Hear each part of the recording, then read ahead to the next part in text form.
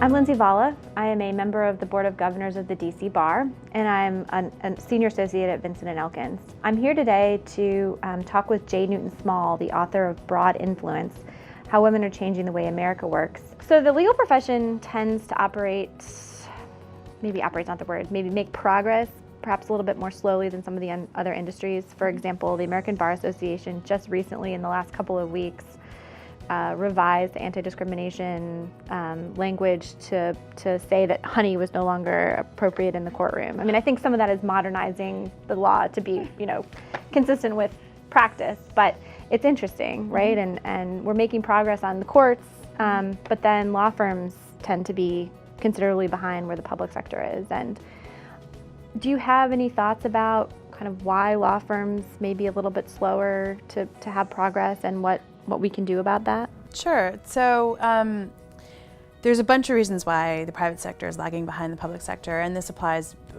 often very, very much so to law as well as other areas of the public sector and private sector. But so Patricia Wald, who I interviewed for the book, who's the former Chief Justice of the DC Court of Appeals, said that she actually did her own little kind of experiment where all of her clerks were equally split, half women, half men.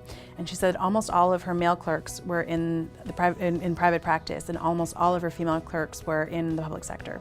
And she said there was reasonings for that. She felt that most of the women self-selected to go into the public sector because they felt that they wanted to do good, and the men did not have the same driving force. So there is that sort of self-selection. Secondly, public sector jobs don't pay as well as private sector jobs, and so therefore there's not as much competition for them, and so women get them much more easily.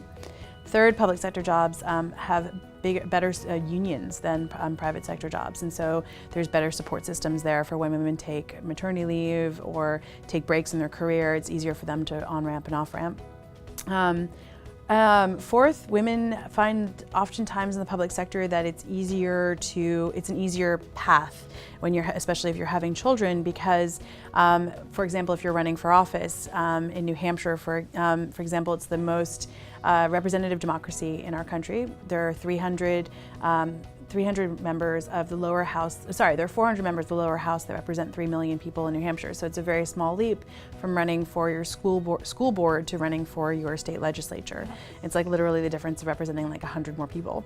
And it's a part-time job. And so women, and that state legislatures in 36 states are part-time jobs. And so women who have kids can, as their kids get older, ramp up more and start chairing committees, start running for higher office, start getting more and more involved. And so you see now in New Hampshire, in the last 5 years alone, the governor, the lieutenant governor, half the state senate, and the entire congressional delegation have been women, because that on-ramping has been a lot easier for them.